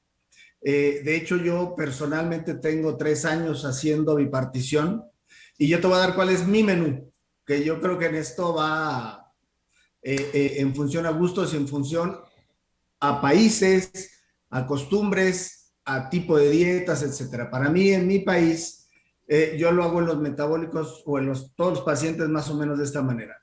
Si el paciente no tiene reflujo clínico ni tiene hernia hiatal, ¿sí? Y es no metabólico, le hago una manga. Si tengo un paciente sin reflujo, sin hernia hiatal, pero es metabólico, le hago una bipartición o un bypass, dependiendo el índice de masa corporal y dependiendo su hemoglobina glucosilada. Yo soy un firme convencido de que la bipartición tiene un gran efecto metabólico. Y por ejemplo, los pacientes súper obesos, lo que yo hago es hacerles bipartición manga más bipartición. A los pacientes no súper obesos, yo les prefiero hacer un bypass. Ese sería mi menú. Yo creo que Bagua personalmente, yo todo lo que suene a reflujo biliar en la zona, a pesar de los reportes y todo, yo creo que todavía nos faltan muchos estudios a más largo plazo para personalmente quedarme tranquilo con relación al reflujo biliar. Es lo mismo que con SASI. Yo todo lo que lleve bilis a un área en la que habitualmente no debería estar, me deja mis ciertos temores. Sin embargo, he hecho algunos SASIs porque técnicamente es muy difícil en el súper o súper obeso de repente poder hacer la egrea de Rux. He hecho 3 o 4 por necesidad más que por gusto, y hasta ahorita uno de los 4 ha tenido reflujo manejado clínicamente con sucralfato y listo. Pero ese es mi menú, Natán. Gracias, Manuel. Voy a hacer mi última pregunta para Rubén y después los dejo en mejores compañías que la mía, que es Adrianita. Rubén, esta pregunta muy rápida. En mi mente, no estoy seguro si el COVID va a hacer que más pacientes se operen, previniendo el COVID, no estoy seguro, aunque estoy seguro que se va a usar de mercadeo y va a traer más pacientes, de eso estoy seguro. Si va a servir eso, no sé. Pero lo que sí he pensado yo es que toda la cirugía electiva, incluyendo la bariátrica, se va a tener que hacer en centros ambulatorios para que la gente tenga menos miedo. ¿Usted piensa que la cirugía bariátrica la vamos a mover toda para centros ambulatorios o centros donde no va a entrar nadie que pueda tener COVID o el próximo virus que venga, porque ya llevamos 2 y van a venir otros? Bueno, lo ideal, gracias Nathan, lo ideal va a ser tener no solo centros ambulatorios que no tengan COVID, lo cual todos sabemos que es difícil de controlar a la luz de lo que sabemos hoy, pero lo más importante es tener las instituciones que puedan separar a aquellos pacientes y tener zonas COVID y no COVID, ¿sí? Disminuyendo de esa manera la posibilidad de que se contagien, pero esta nunca va a ser 0, porque nadie va a probarme a mí que 2 días después de una cirugía le dio COVID y fue por la clínica, o que 15 días después le dio COVID y que fue por la institución. Lo más importante es utilizar todos los recursos disponibles para disminuir el riesgo. Sin embargo, sabemos que el riesgo nunca va a ser 0. ¿Sí? Otras de las cosas que van a estar pasando es que vamos a disminuir los tiempos de atención intrahospitalaria. Ya en Mangas la mayoría lo hacemos en menos de 24 horas la salida alta para disminuir, entre comillas, el riesgo de ser infectado en las instituciones hospitalarias. Pero sabemos que el sitio donde menos probabilidad de contagio por COVID es la institución hospitalaria. Y es lo que nos han querido vender. Y es el miedo que teníamos todos hace un año. Esa es una de las lecciones aprendidas. Es más fácil y seguramente es más frecuente la infección por fuera de la clínica que dentro de la clínica. Pero para llegar a convencer eso, se necesita el apoyo no solo de la comunidad científica, sino de las asociaciones científicas que tomen la bandera de estas comunicaciones. Porque es muy fácil llegar a decir que es que me contagié en la clínica porque hay más pacientes COVID. Pero eso no es lo que sabemos hoy en día. aunque no estoy en desacuerdo, yo estoy de acuerdo con eso parcialmente. Sí. En la mente de los pacientes, y la mayoría de los hospitales ya lo están discutiendo aquí, pienso que va a haber una tendencia. Es más, la mayoría de los hospitales grandes, John Hopkins, Cleveland Clinic, están preocupados de cómo adaptarse ahora a mover su cirugía. No estoy hablando de bariátrica, estoy hablando de cualquier cirugía electiva a centros ambulatorios aislados. Es una cosa de percepción más que realidad. Ese es Estoy de acuerdo. Exacto, yo me tengo que ir. Me voy. Un gusto verlo, Manuel. Andrés. Gracias, Natán. Gracias. Gusto. Bueno, el doctor Sundel se viene despidiendo ya hace rato, pero creo que casi ya terminamos las preguntas que estaban hechas y pues ya estamos un poco atrasados. Hay una pregunta para el doctor Hansen en cuanto a la conversión de sleeve a bypass. Y la pregunta es, ¿por qué siempre reseca el remanente? O mi pregunta complementando sería, ¿cómo hace el manejo de ese remanente? Usted nos mostró el verde indocianina, pero pues es una pregunta que quiero que nos amplíe un poquito. Sí, la respuesta es que no resecamos de rutina el remanente gástrico completo como se vio en los videos. Hay algunos pacientes en los que se hace bypass resectivo. El bypass resectivo puede ser primario, puede ser revisional, y es cuando resecamos el estómago distal y se hace una transección duodenal, como haríamos en una gastrectomía. Pero como se vio allí, la gran preocupación es que la porción más alta del estómago distal con frecuencia queda desvascularizada, y parte de la preocupación es que puede hacer un compromiso isquémico severo y causar una complicación allí. Con alguna frecuencia, antes de tener este recurso de la angiografía fluorescente, el juicio de qué tanto teníamos que quitar a veces era cómo se ve, era un poco de feeling, era un poco de subjetividad, pero como ven, cuando documentamos hoy en día que francamente está isquémico, resecamos esa porción proximal del estómago distal para evitar complicaciones. Y ahora tenemos este recurso que nos muestra de manera objetiva en qué casos eso está ocurriendo. Debo aclarar que con alguna frecuencia no lo resecamos en absoluto, pero en la técnica, como ya en el sleeve original se desvascularizó toda la curvatura mayor, y nosotros estamos interrumpiendo la comunicación, al menos de esa porción, con la vasculatura que viene de la curvatura menor, podría haber riesgo de isquemia. Este recurso nos permite discriminar en qué pacientes eso es cierto y en qué pacientes no. Ok, gracias. Para el doctor Aparicio, hay una pregunta aquí. Dice, ¿cree que con el advenimiento de medicamentos como la liraglutida ya no será necesario agregar la bipartición a la manga? Eso es algo demasiado difícil de adivinar y creo que no soy la persona adecuada para intentar hacerlo. Sin embargo, estos análogos de la GLP-1 se están utilizando ya desde hace un tiempo en el manejo de la diabetes y ahora en el manejo de la obesidad. Pues vamos a tener que esperar algún tiempo más para saber el real papel de estos medicamentos. Lo más probable es que todavía la cirugía tenga un buen tiempo por aquí adelante para seguir en el manejo de los pacientes obesos y diabéticos. Gracias. Doctora Cebes, hay otra pregunta de nuestros asistentes. En SASI, dice, ¿podría reconsiderarse anastomosis gastrointestinal a 4 metros, a no más de 2 metros? ¿Cómo extrema usted las medidas para hacer este tipo de reconstrucciones? A ver, repítemela porque como que no entendí muy claro. No me quedó muy claro. Dice, en SASI podría reconsiderarse la anastomosis gastrointestinal a 4 metros, a no más de 2 metros del TRACE. O, pregunta el asistente, ¿podría considerarse fútil extremar en estas medidas de seguridad? Pues mira, el punto aquí es que la bipartición no conlleva en la realidad un agregado de malabsorción.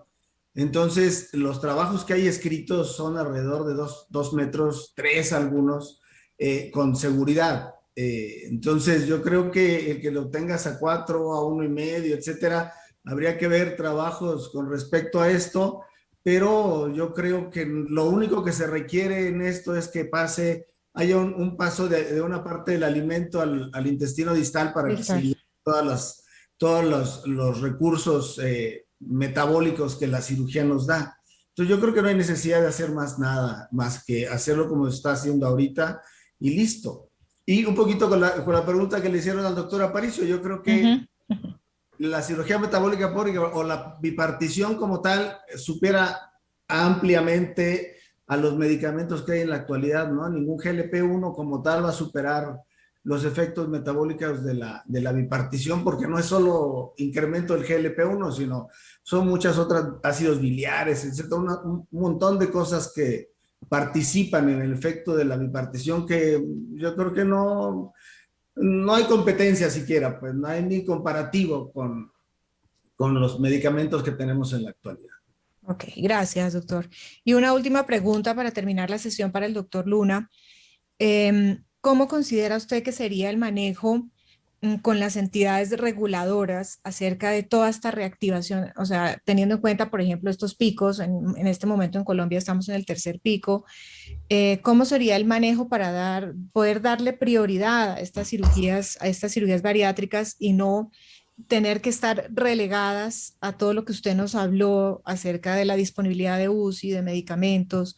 ¿Cómo sería ese manejo a través de las sociedades científicas, a través de los grupos o a través de qué? Para poder darles su tratamiento a estos pacientes obesos que, como usted lo mostró, no necesitan un resultado final en pérdida de peso para mejorar la mortalidad en COVID. Esa pregunta nos puede tomar hasta toda la tarde discusiones. Otra sesión. Desafortunadamente a nivel mundial, y sé que en Latinoamérica es así, las decisiones se toman desde el punto de vista político y hay dos formas de tomarlas, o apagando incendios, que es lo que está pasando ahorita en Colombia, y es que ya no tenemos oxígeno, no tenemos UCI, no tenemos camas, o previniendo llegar a esos incendios.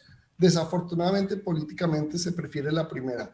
Yo creo que lo que hay que hacer es intentar manejar un porcentaje de ocupación de UCIs entre el 70 y el 80%, demostrar a través de las sociedades científicas, que son las llamadas a coger las banderas de las decisiones en salud que se están tomando. De esta forma, despolitizando esas decisiones y llevando a la opinión y al gobierno y a los gobiernos, pues toda esta información que ya estamos teniendo para tomar las decisiones según el conocimiento científico que tenemos ahorita y no según los réditos políticos que puedan otorgar estas decisiones. Muchas gracias, doctor Luna. Bueno, quiero darle un agradecimiento a todos los participantes en esta interesante sesión en la que revisamos problemas complejos de la cirugía bariátrica, no la cirugía bariátrica habitual, sino problemas complejos. Y quiero darle las gracias también a Johnson & Johnson pues, por su acostumbrado apoyo a la educación médica continuada. Veo aquí al doctor William Sánchez. No sé si quiere concluir esta sesión, doctor Sánchez. Gracias, doctora Córdoba. Un agradecimiento muy especial a ti, al doctor Sunder, al doctor Sergio Aparicio, al doctor Manuel Aceves, al doctor Andrés Hansen y al doctor Rubén Luna por sus magníficas contribuciones en todo este proceso educativo que representan el altísimo nivel de todos los capítulos latinoamericanos del Colegio Americano de Cirujanos. Gracias nuevamente, como lo dijo la doctora Córdoba, a Johnson & Johnson y Ethicon por este gran educativo, por permitir esta sesión tan interesante.